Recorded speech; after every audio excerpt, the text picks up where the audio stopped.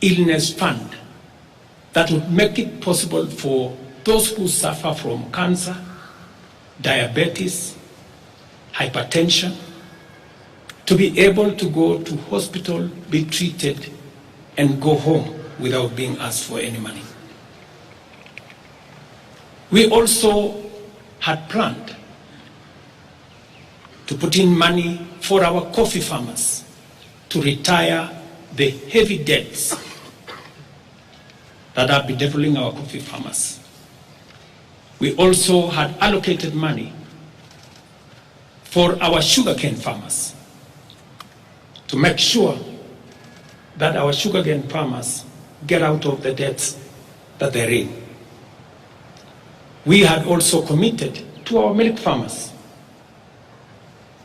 2 billion shillings to make sure that every farmer is paid a minimum of 50 shillings per litre to make sure that these farmers, very hard-working citizens of our nation, get a fair return for their hard work and for feeding our nation. And that is why I commend these members of parliament for agreeing with us that all the priority areas I have mentioned were the right priorities to be funded. And by so doing, they supported the proposal to incorporate also the views of the people. These members of parliament came back to us after they went to listen to the people of Kenya. And they came back and reduced the budget on their own by 146 billion shillings. Notwithstanding all these concessions, it has become evident that members of the public still insist on the need for us to make more concessions. And because I run a government, but I also lead people, and the people have spoken, I am grateful to all the members of the National Assembly who voted yesterday affirmatively for the Finance Bill 2024 as amended on the floor of the House to incorporate the views generated through public participation. And following the passage of the bill, the country witnessed widespread expression of dissatisfaction with the bill as passed, regrettably resulting in the loss of life, destruction of property, and disintegration of constitutional institutions. On my own behalf, and on behalf of these members and many other Kenyans, I send my condolences to the families of those who lost their loved ones in this very unfortunate manner. Consequently, having reflected on the continuing conversation around the content of the Finance Bill 2024,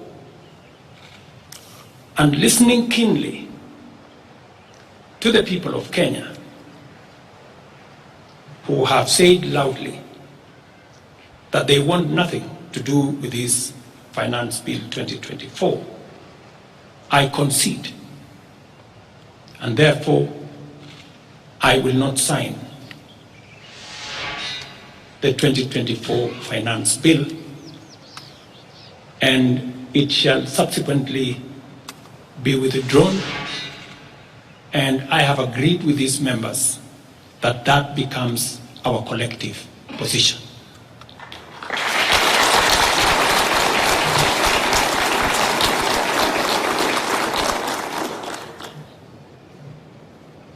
Accordingly, there is need for us as a nation to pick up from here and go into the future. And I am therefore proposing that because we have gotten rid of the Finance Bill 2024, it is necessary for us to have a conversation as a nation going forward. How do we manage the affairs of the country together? How do we manage our debt situation together? How do we work on the budget with the deficits that now exist together? And as I committed last Sunday, I will be proposing an engagement with the young people of our nation, our sons and daughters, for us to listen to them. As I said on Sunday, listen to their views, listen to their proposals, their ideas, their concerns, and what they think we should do better as we go forward. I am also recommending a multi-sectoral, bipartisan, multi-stakeholder engagement from civil society, religious organizations, professional bodies, for us as a nation to speak to the future of our country, again, together. And this will be on matters that are contained in the bill and matters that the people of Kenya have canvassed in the conversation that has been going on. In this regard as well, I am directing